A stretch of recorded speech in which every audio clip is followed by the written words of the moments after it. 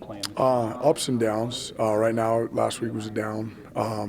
We'd been making pretty good progress throughout the year, but last week struggled a little bit in the run game. So been a major focus on that this week to get back on track. You going to get Brayden Kearsley back this week? Yeah.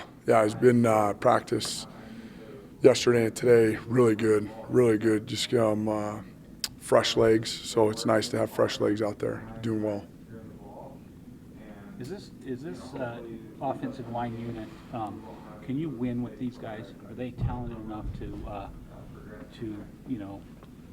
Absolutely. victories and yards? Won 4 games this year. Absolutely. So they're absolutely talented enough.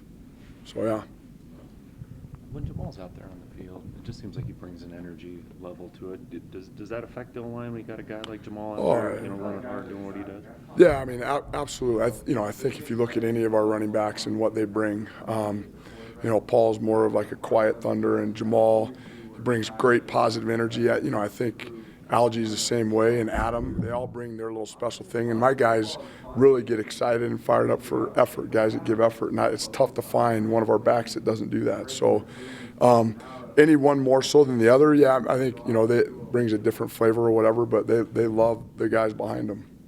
What adjustments have you had to make with Christian Stewart behind the center instead of Taysom? With your offensive line? Not much really. I think you have a few opportunities in your life to block for number 4, and so that's always been a major stress for us. And Christian's coming in doing a great job, and it's the same thing.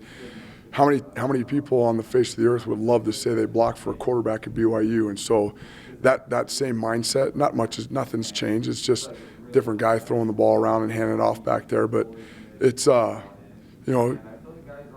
yourself maybe pushing a little bit too hard sometimes. But no, it's nothing. It's a quarterback at BYU. That's pretty predominant or pretty popular thing to want to do.